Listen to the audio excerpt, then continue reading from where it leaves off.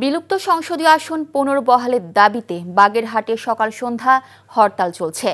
আর আসন পুনর্বিন্যাসের প্রতিবাদে ফরিদপুরের ভাঙ্গায় অবরোধ কর্মসূচির মাধ্যমে যান চলাচলে ব্যাঘাত সৃষ্টির অভিযোগে ৯০ জনের নাম উল্লেখ করে অজ্ঞাত ১০০ থেকে ১৫০ জনকে আসামি করে মামলা হয়েছে। রাতেই গ্রেফতার করা হয়েছে প্রধান আসামি আলগী ইউনিয়নের চেয়ারম্যান এবং সর্বদলীয় সংগ্রাম পরিষদের প্রধান সমন্বয়ক মম সিদ্দিক মিয়াকে।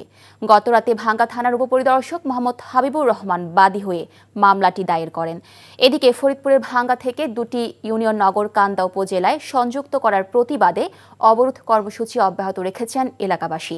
তবে অবরোধকারীদের মহাসড়কে দেখা যায়নি, স্বাভাবিক রয়েছে যান চলাচল। এদিকে বিলুপ্ত সংসদীয় আসন পুনর্বহালের দাবিতে হরতালে সমর্থন সকাল থেকে বাগেরহাট জেলা প্রশাসক কার্যালয়, আদালত ও নির্বাচন অফিস, কাটাখালী এবং নোয়াপাড়া মোড়ে বিক্ষোভ প্রদর্শন করে অবস্থান নিয়েছেন সর্বদলীয় সম্মিলিত কমিটির নেতা কর্মীরা। এতে সড়ক মহাসড়কে বাস, মিনিবাস, ট্রাক ও আমদানি রফতানি পণ্যবাহী পরিবহন বন্ধ রয়েছে। বাগেরহাটের হরতালের খবর জানতে এখন যাচ্ছি মোংলা খুলনা মহাসড়ক এলাকায়। সেখানে আছেন স্টাফ করেসপন্ডেন্ট আবু হোসেন সুমন। সুমন, মহাসড়কে গাড়ি চলাচল কেমন দেখছেন এবং হরতাল কেমন পালিত হচ্ছে?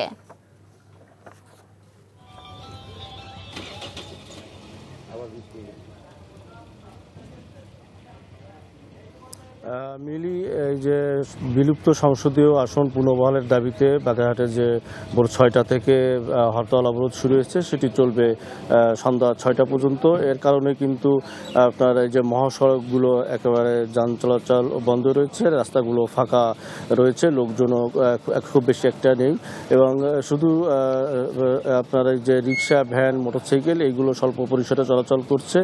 আর এই হরতাল সমর্থনে কিন্তু জেলা সদর সহ প্রত্যেক উপজেলায় কিন্তু আন্দোলনকারীরা বিক্ষোভ করছে এবং সরকারি বেসরকারি যে বিভিন্ন প্রতিষ্ঠান রয়েছে সেসব জায়গায় অবস্থান নিয়েছে।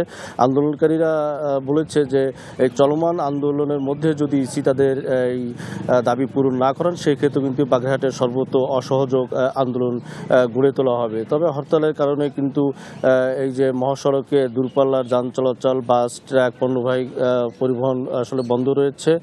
তো মিলিয়ে ছিল হরতালের পরিস্থিতি বাগেরহাটের।